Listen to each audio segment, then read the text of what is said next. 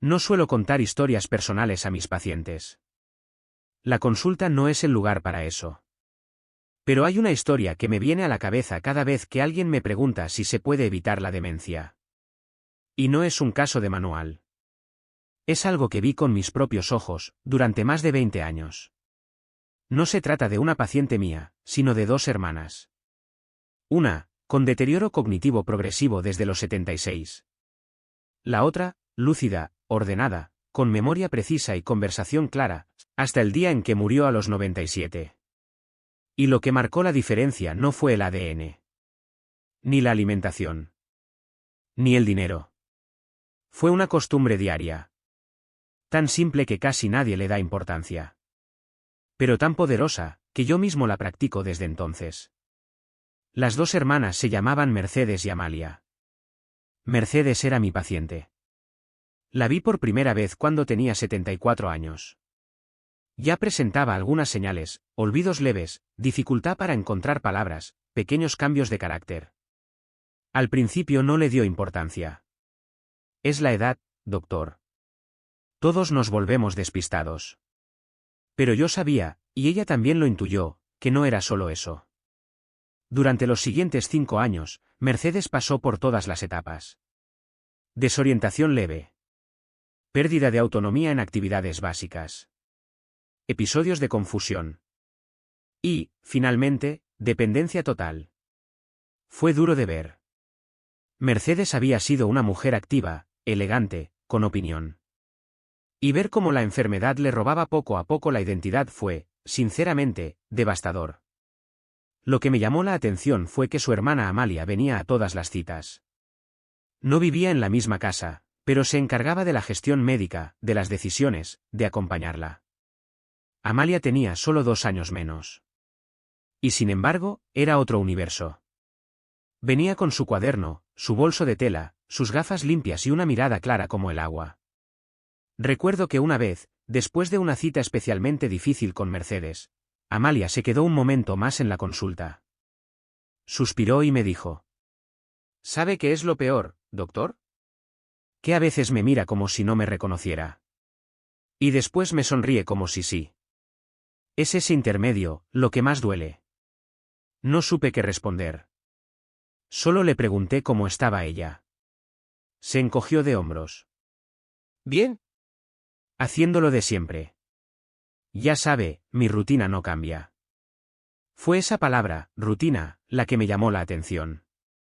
Amalia no parecía cansada, ni sobrepasada, ni angustiada. Estaba triste, sí. Pero centrada. Y cada vez que venía, parecía incluso más lúcida que la vez anterior.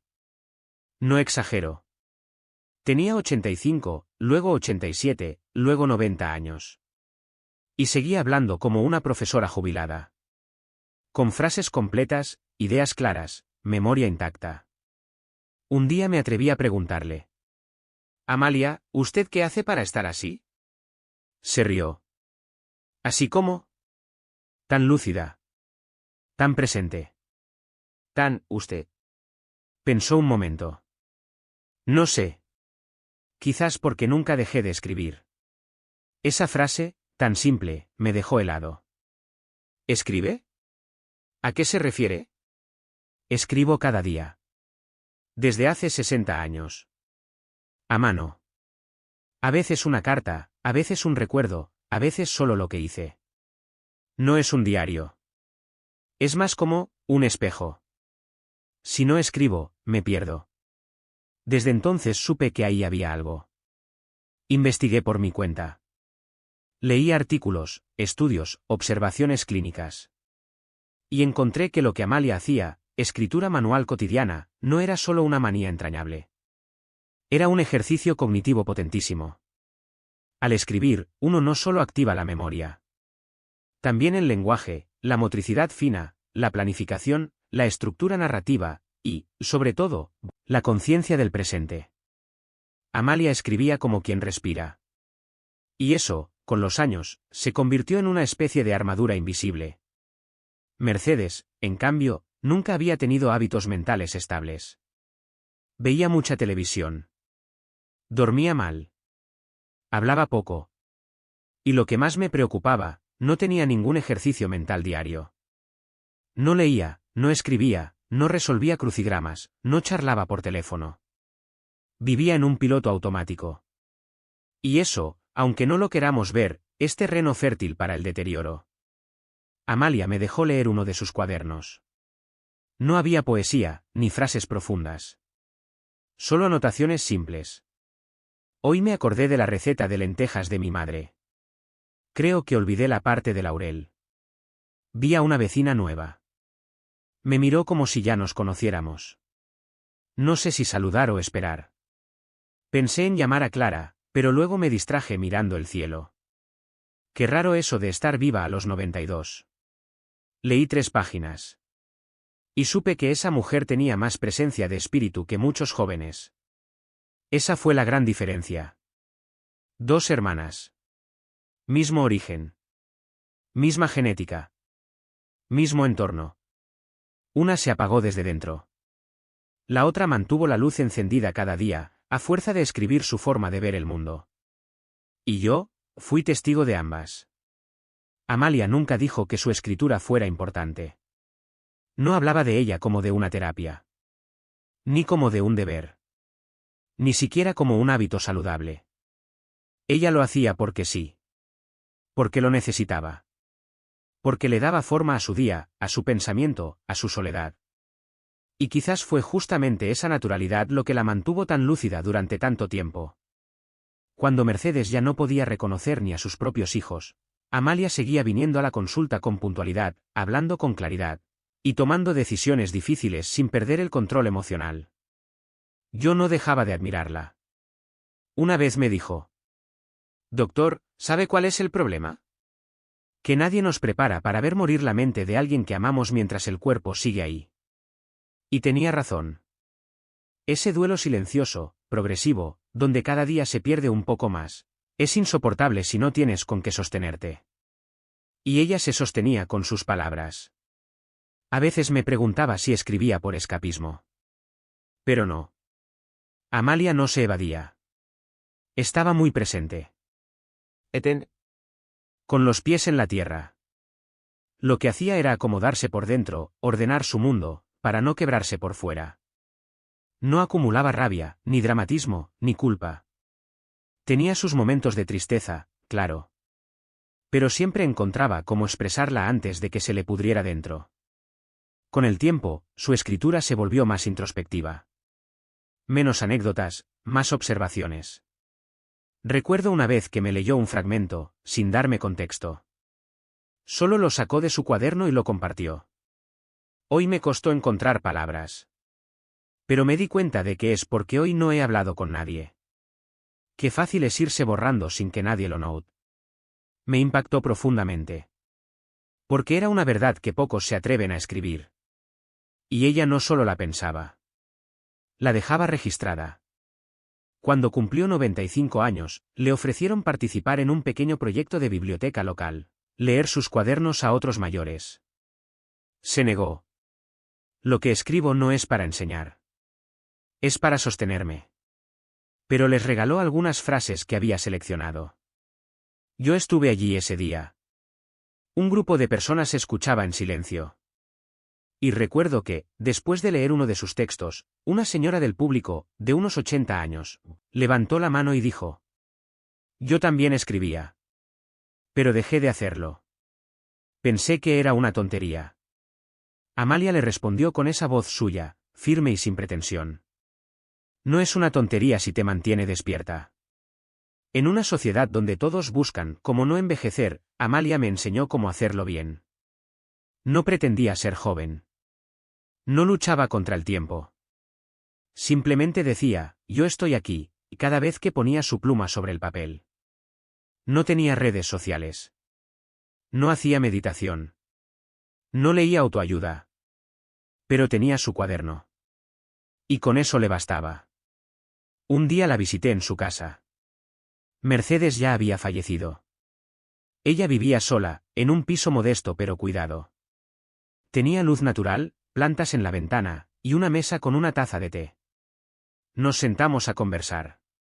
Y le pregunté: «¿Sigue escribiendo?». Me miró con ternura. Ahora más que nunca.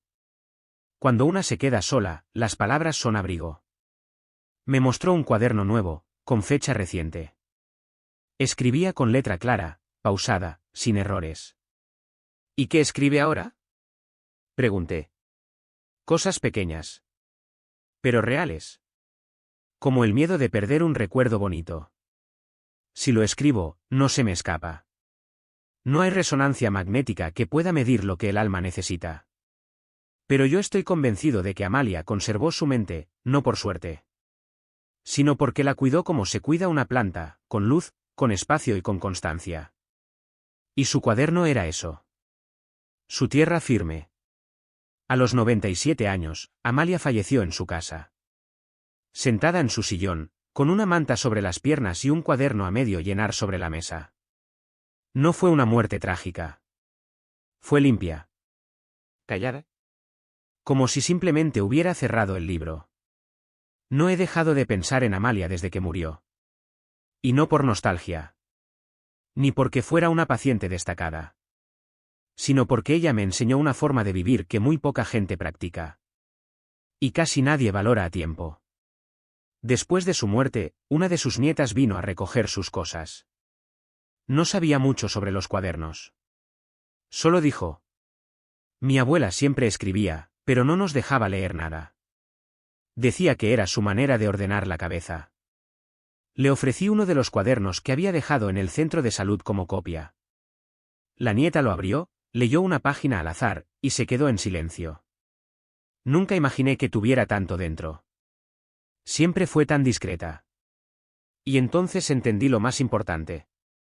Escribir no fue solo un ejercicio cognitivo para Amalia.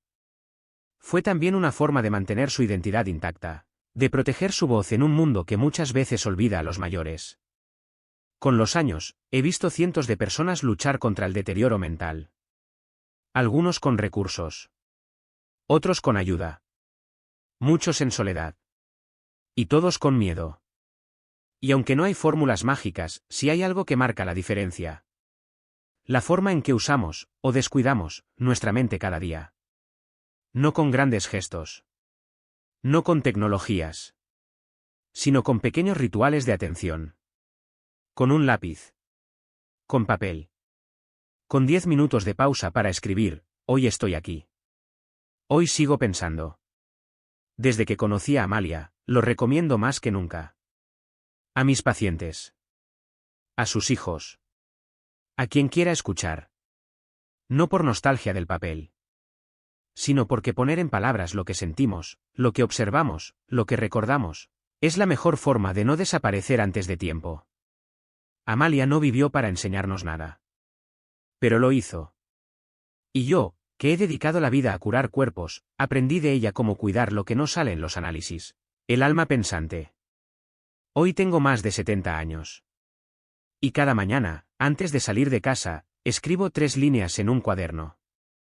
A veces un recuerdo. A veces algo que soñé. A veces solo una pregunta que aún no puedo responder. No sé si eso me evitará el deterioro. No sé si llegaré lúcido a los 90. Pero me hace bien. Y me hace sentir, como decía Amalia, presente en mí mismo. Así que si estás viendo esto, y tienes edad, o tienes miedo, o tienes silencio, te dejo este consejo que no es médico, pero es real. Escribe. Un poco cada día. No para los demás. Para no perderte a ti. Si esta historia te hizo pensar, suscríbete al canal. Aquí contamos lo que vale la pena recordar.